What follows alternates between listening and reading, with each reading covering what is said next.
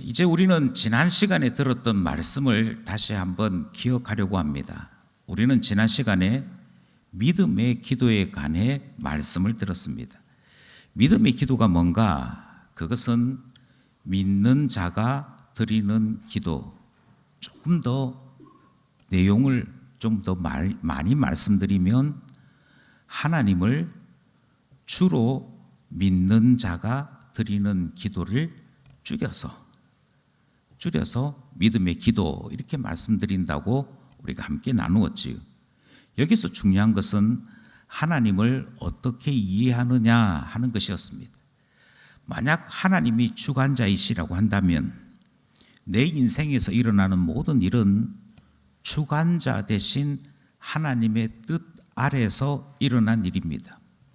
내가 병이 들었든 내게 어렵고 힘든 일과 사람을 만나든 또는 예측하지 못했던 천재지변을 만나든 우리는 주관자이신 하나님을 인정한다면 당장 하나님께 묻게 되는 것이지요.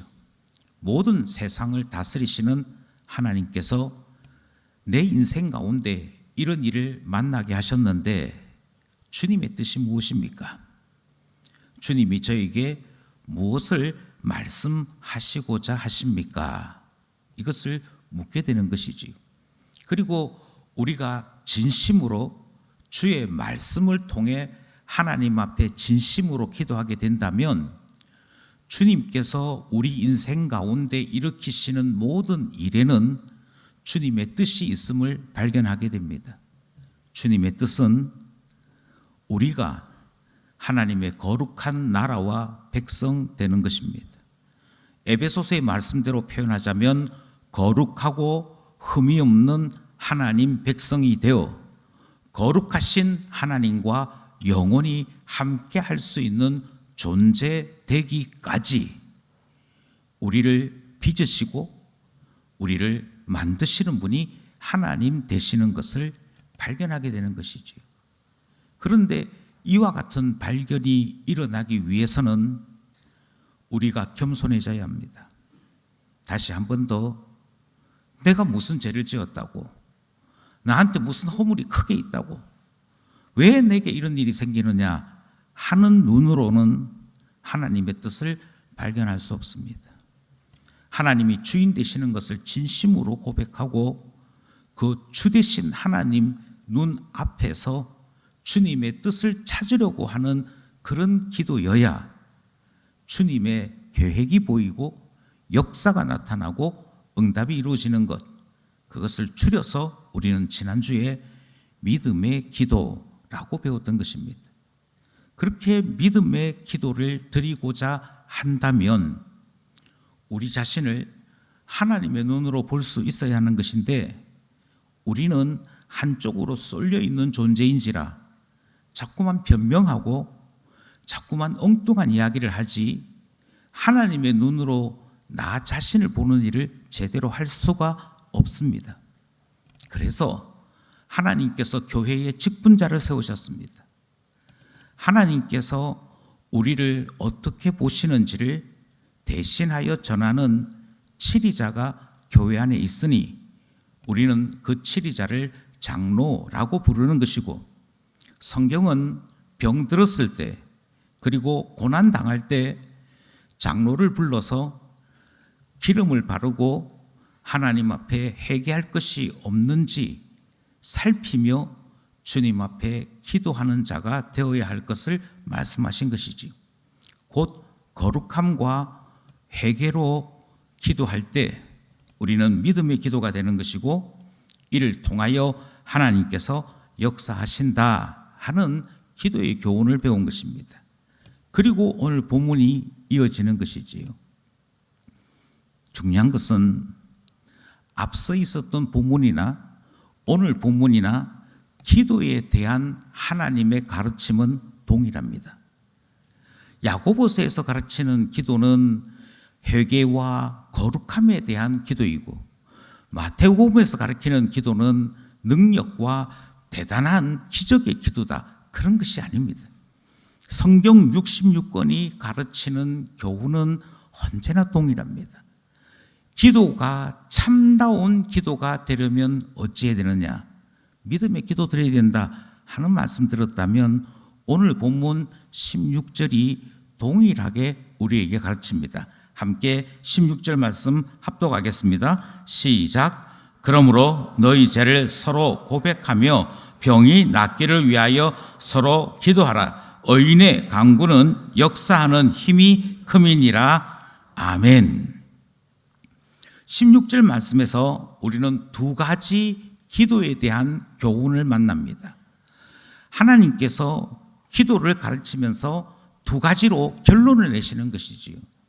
하나님 앞에 응답받는 기도, 하나님께서 그 전지전능하심을 따라 우리에게 역사하시는 기도가 이루어지려면 무엇해야 됩니까? 오늘 본문이 두 가지 해야 된다 이렇게 말씀하시죠.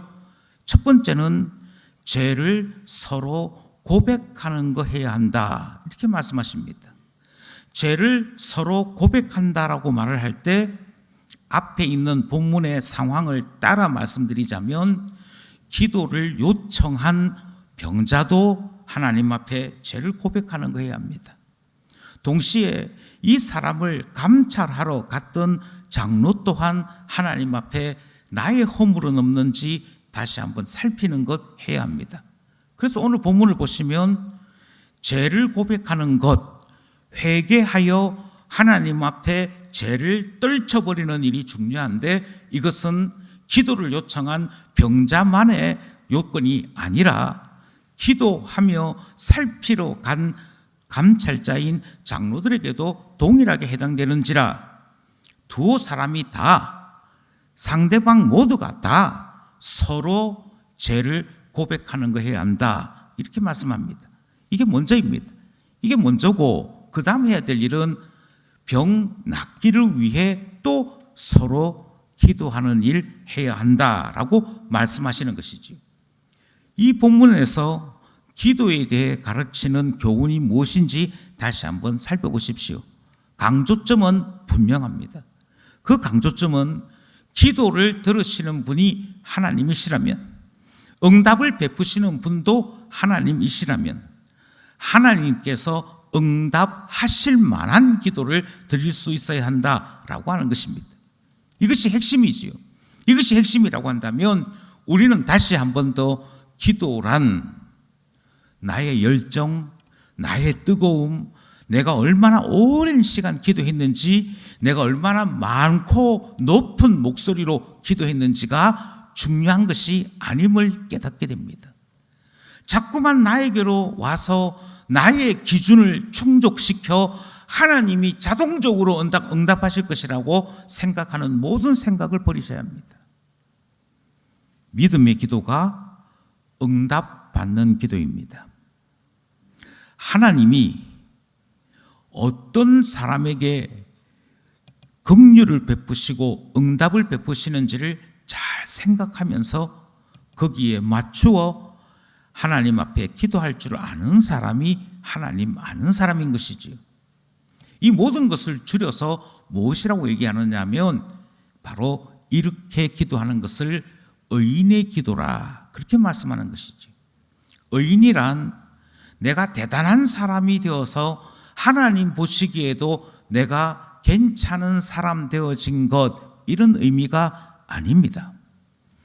성경이 지금까지 특별히 야고보서가 지금까지 계속 이야기한 것은 우리 사람은 아무런 존재가 아니다라고 하는 것을 지금까지 이야기해 왔는데 그만 이 본문 앞에서 의인의 기도가 응답되는 기도구나 이 말을 오해해서 내가 의인 되어야지 이렇게 생각하신다면 앞에 들었던 모든 말씀을 잊어버린 것입니다.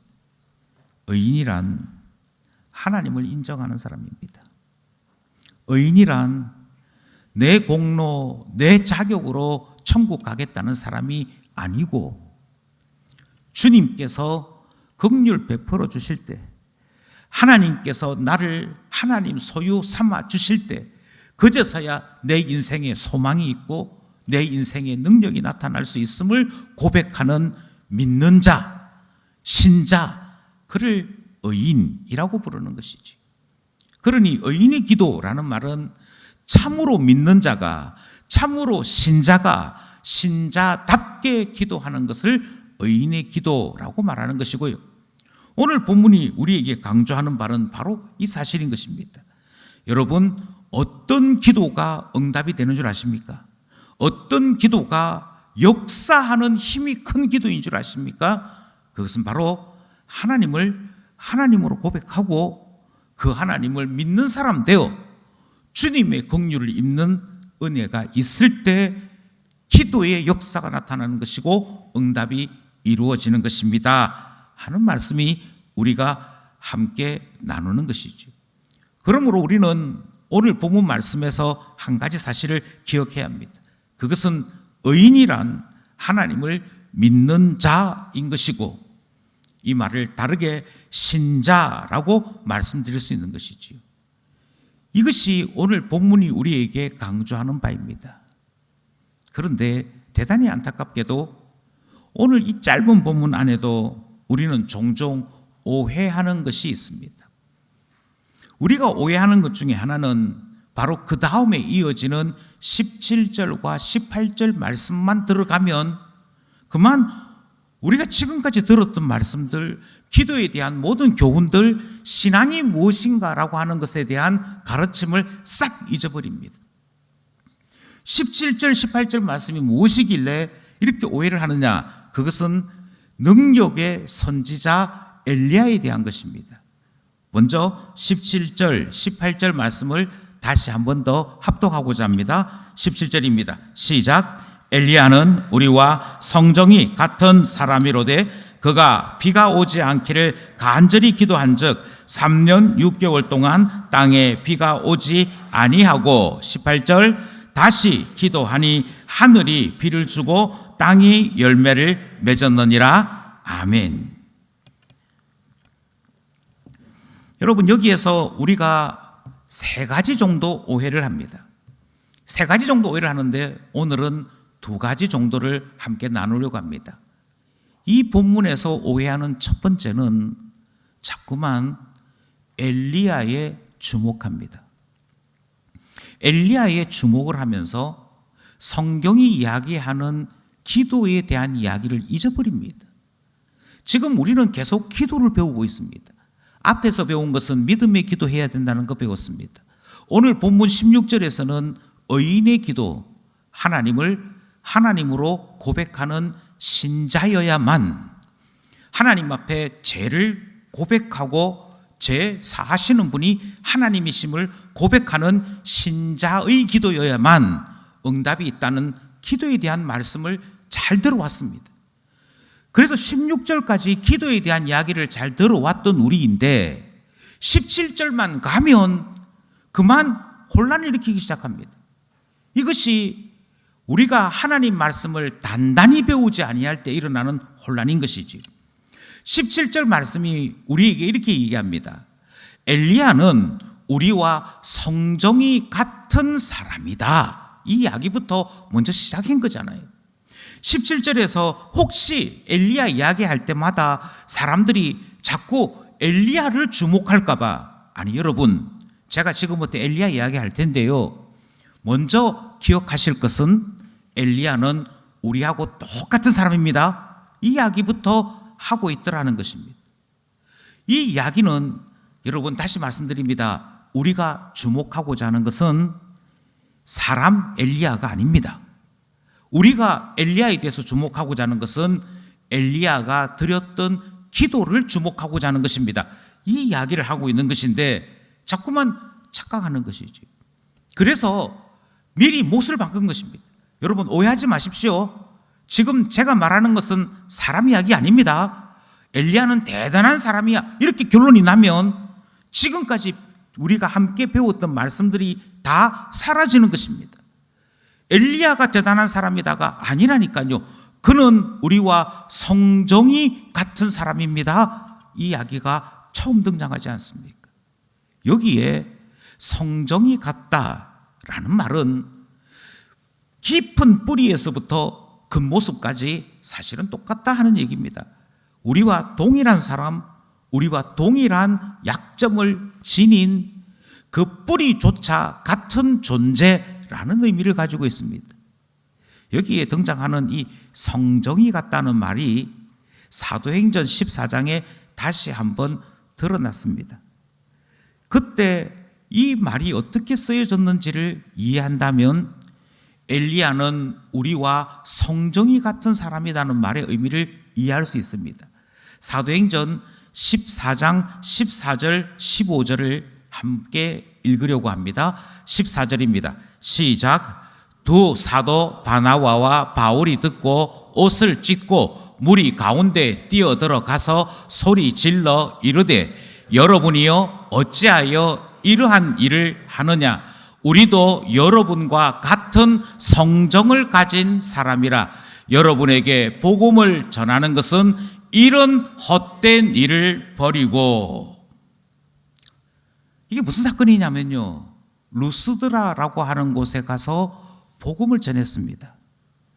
복음을 전하는데 거기에 있는 사람들이 가만히 보니까 이 두 사람이, 바나바와 바울이라고 하는 두 사람이 대단해 보입니다. 대단할 뿐만 아니라 놀라운 기적도 일어났습니다. 놀라운 기적까지 일어나니까 이들이 모여서 의논을 합니다. 의논을 하기를 뭐라고 얘기하느냐면, 이 사람들이 얼마만큼 대단한 사람인지 가만히 생각해 보니 이 사람들이 사람 모양만 하고 있지 신인 것 같다. 특별히 이때는 헬라 문화가 온 세상을 지배하던 때인지라 제우스 신화가, 그러니까 그리스 신화가 온 세상을 듣고 있을 때입니다. 그래서 그 루스드라에 있는 사람들이 뭐라고 생각했는가 하니 신인가 보다. 이 사람들은 우리와 똑같은 사람이 아니고 신인가 보다. 저기에 근엄하게 가만히 있는 저 사람은 제우스 신인 것 같고, 그 바울이라고 하는 말 많이 하는 저 사람은 헤르메스, 그 스스라고 불려지는 그 메신저 신인 것 같다. 그래서 제우스와 헤르메스가 같이 나타나서 우리를 시험하는가 보다, 이 생각을 하고는 그 앞에 납작 엎드려서 당신들을 경배합니다. 당신들이 필요한 것을 말씀하십시오 하는 희한한 일이 벌어진 것입니다. 사람을 사람으로 보지 아니하고 신으로 보고 경배하려고 했을 때 오늘 본문에 있는 이 말씀이 주어진 것이지. 우리가 복음 전하는 것은, 우리가 전하는 복음은 우리가 동일한 사람이다. 나도 여러분과 똑같은 성정을 가진 사람이다. 그래서 사람이 사람을 경배하는 일 하지 말고 하나님 경배하는 일, 그것 하려고, 그것 가르치려고 지금까지 복음 전한 것인데, 성정이 똑같은 나를 신이라고 부르고 엎드려 절하기 시작하면 우리가 전한 복음은 도대체 어떤 의미가 있는 것이냐. 지금 이것이 우리가 읽었던 본문의 내용입니다. 그래서 바울이 뭐라고 얘기하냐면, 우리가 복음을 전하는 것이 이런 헛된 일 버리라고 전한 것인데 도리어 이런 헛된 일을 우리에게 행하면 어찌하느냐 하는 말까지 우리가 함께 합독한 것입니다. 그 다음 나머지 부분을 함께 합독하겠습니다. 시작. 천지와 바다와 그 가운데 만물을 지으시고 살아계신 하나님께로 돌아오게 함이라. 이게 복음이래요. 이게 복음이래요. 복음은 근본적으로 하나님을 만나는 것입니다. 복음은 근본적으로 생명이 있고 구원이 있는 하나님을 발견하는 일입니다. 그런데 이 복음이 어떻게 변질되기 시작하느냐면요, 사람을 통하여 복음을 전했더니 복음을 전하는 사람을 보면서 신이다, 저 사람 대단하다, 저 사람은 능력자다, 이렇게 해버리면 망령된 일이라고요. 이건 쓸데없는 일이라고. 그래서 뭐라고 얘기하느냐면, 하나님께 돌아가는 것이 복음이다. 하나님을 발견하는 것이 복음이다. 하나님 앞에 우리 자신들이 새로워지는 것이 복음이다라고 계속 말하고 있는 것입니다. 예, 지금 이 성정이 같다 왔다라고 하는 말 속에는 메시지가 아주 분명합니다. 사람 아니라니까요. 우리가 주목해야 되는 것은 사람이 아니고 하나님입니다. 하나님이 중심이 되고 하나님의 눈으로, 하나님의 마음으로 기도할 줄 알 때 우리가 진짜 역사하는 힘이 큰 기도를 드리는 것이고, 엘리야 사건을 제대로 이해하는 것이 되는 것이죠. 이게 없으면 지금 우리는 이 이야기를 잘못 오해하는 것입니다. 마치 설교 한 편을 듣고 난 다음에 거기에 등장하는 예화만 기억하고 떠드는 것과 같은 일이 생기는 것이지. 아닙니다. 다시 말씀드립니다. 엘리야가 아니라 엘리야의 기도에 주목하도록 한 것입니다. 그러면 오해하지 아니하고 엘리야가 아닌 엘리야의 기도에 주목한다면 그제서야 보이는 말씀이지요. 17절 말씀 앞부분은 이제 이해했습니다. 엘리야는 우리와 성정이 같은 사람이로되, 사람이 아니고 기도 주목하라 하셨습니다. 그래서 17절 말씀을 보니까 이렇게 되어 있습니다. 스크린을 보시고 함께 합독했으면 좋겠습니다. 시작.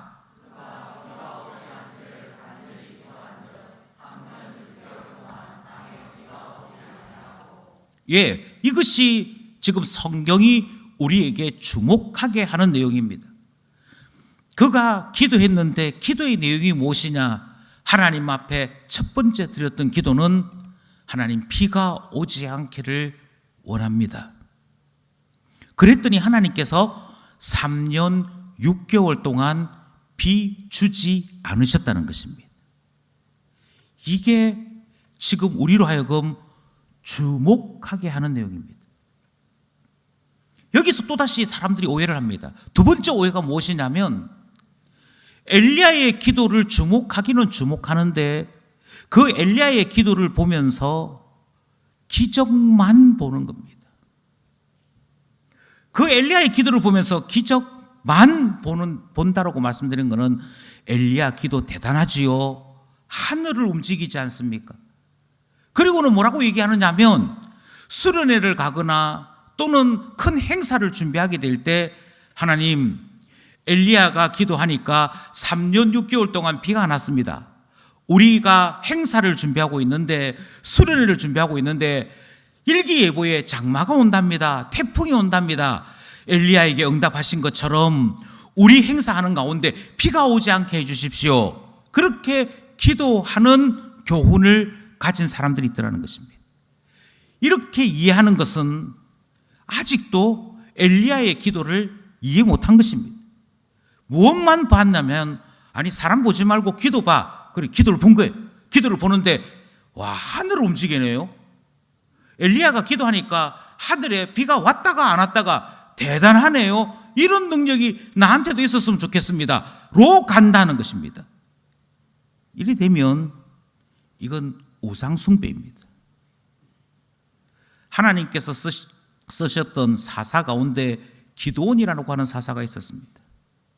그 기드온이라는 사사가 300명 데리고 외적을 물리칩니다. 그리고 난 다음에도 기드온은 큰 사사로서 이스라엘을 다스렸습니다.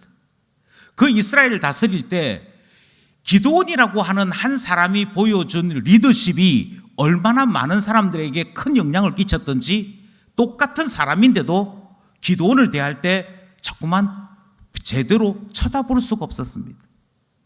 그래서 기드온이 처음 입었던 옷이 아니라 나중에 유명해지고 난 다음에 옷이 화려해지기 시작했습니다. 어느 정도 화려해지기 시작했냐면 대제사장만이 입을 수 있는 에봇을 자기 자신이 입어요.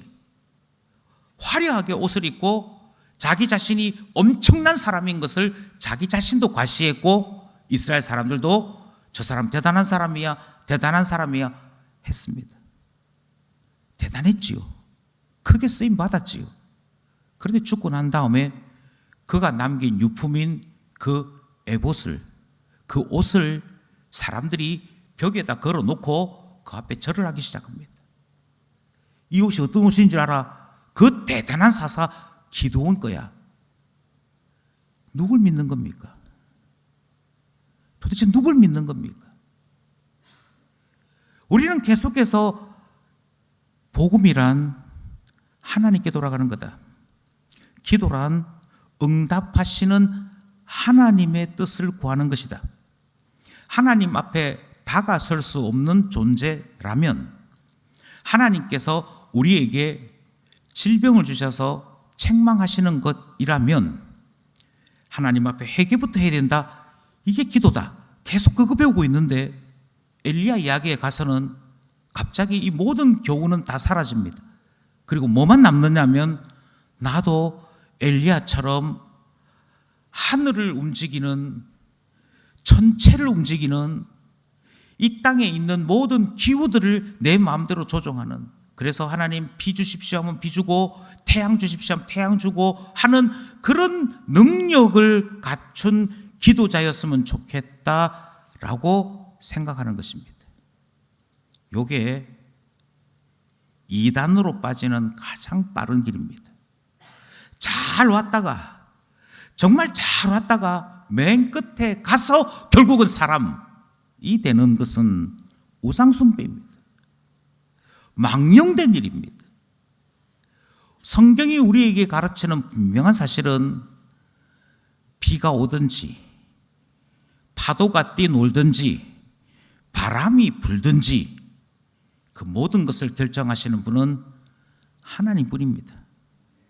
하나님만이 기도에 응답하시는 분이지 내 기도에 특별함이 있으므로 하나님께서 어쩔 수 없이 내 뜻에 따라 움직일 수밖에 없다라고 기도를 배우시는 것은 그것은 우상숭배요, 이단의 사상이요, 잘못된 것입니다. 마가복음 4장 41절을 함께 합독하고자 합니다. 시작. 그들이 심히 두려워하여 서로 말하되 그가 누구이기에 바람과 바다도 순종하는가 하였더라. 바람과 바다도 순종케 하신 분은 우리 주 예수 그리스도이십니다. 그러니 착각해서는 안 됩니다. 그러면 성경이 왜 엘리야가 드렸던 이 첫 번째 기도를 자꾸 주목해 한 것일까요? 우리가 지금 오해하지 아니하고 그러면 엘리야의 첫 번째 기도를 이해한다는 것은 어떤 것인가? 다시 한번 말씀드리는데 엘리야가 기도한 내용은 비 오지 않기를 기도한 것입니다. 비 오지 않는다는 게 어떤 의미냐? 그것은 하나님이 너희들에 대해서 진노하신다. 하나님께서 너희들에 대해 심판하기를 원하신다. 지금 이 순간 깨달으면 사는 것이고 이 순간 깨닫지 못하고 계속 이 상태로 가면 멸망당하는 것이다. 그러니 제발 정신 차리고 회개해라. 잘 살고 있는 것 같지 잘 사는 것 아니야. 이야기하고자 하는 것입니다.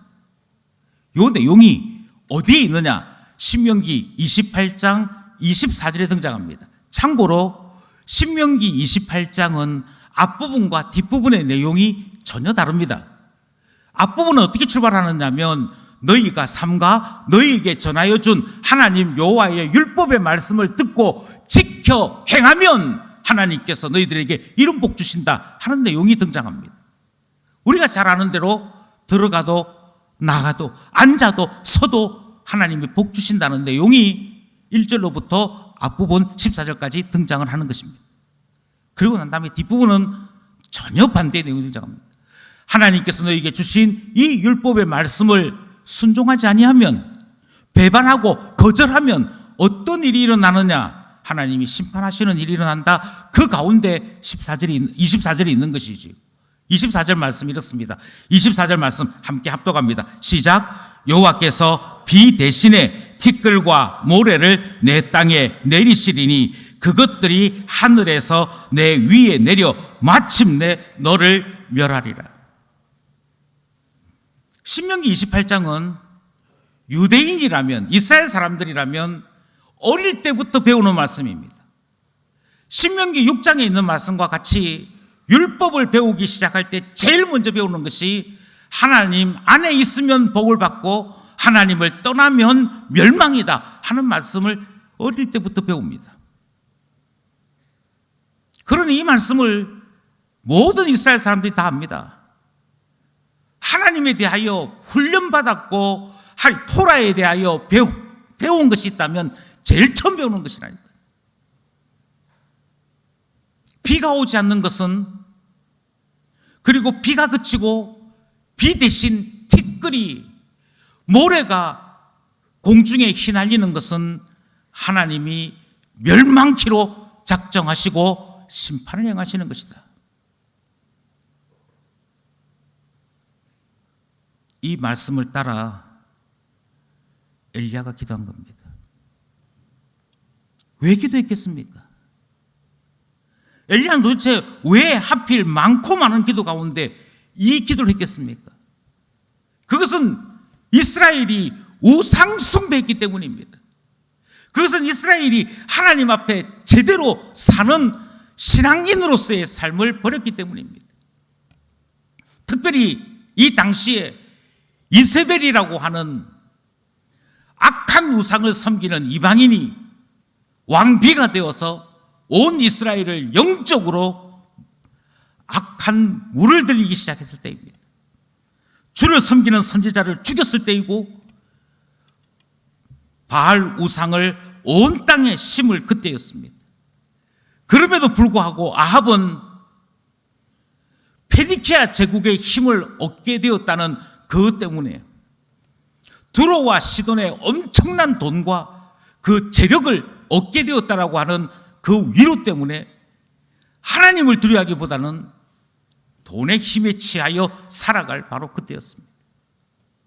그러므로 어떤 적이 쳐들어오더라도 우리가 능히 막아낼 수 있다라고 생각하는 바로 그때에 한 선지자가, 하나님 지금 이스라엘이 영적으로 가늠합니다. 하나님 이스라엘이 지금 영적으로 무너지고 있습니다. 하나님께서 이미 칼을 준비하시고 이스라엘을 멸망키로 하나님 작정하고 계시는데 정작 영적으로 어두워진 이스라엘은 보지를 못합니다. 그래서 기도하는 겁니다.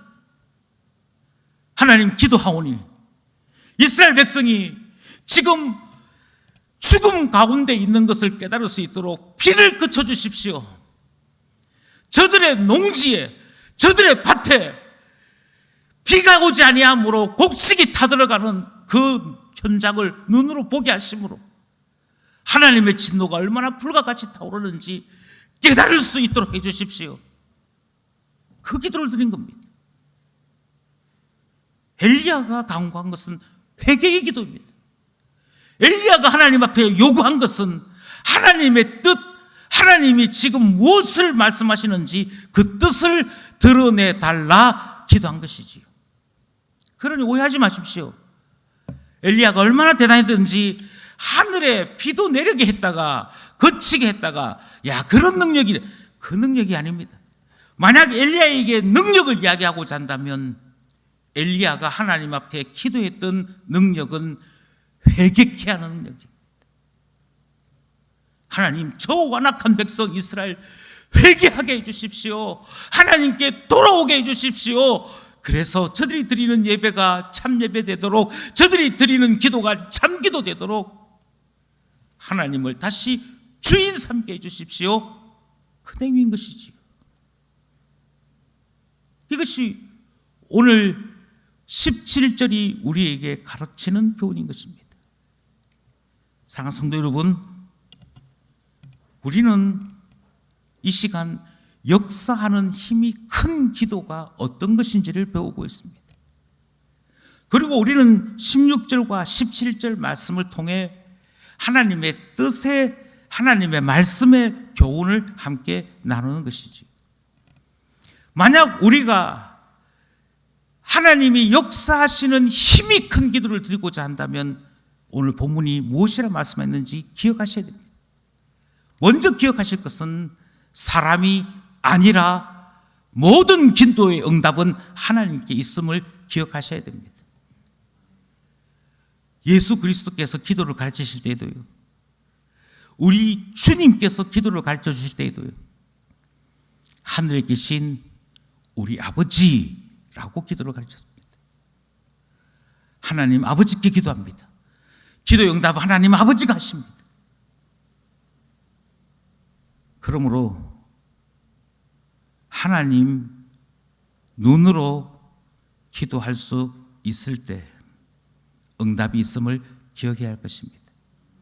둘째로, 지금 16절도 17절도 계속 기도가 응답이 되려면 회개부터, 병 고침을 받으려면 죄를 서로 고백하는 것부터, 이게 바뀌지 않습니다. 이게 바뀌지 않습니다. 하나님 앞에 회개합니다.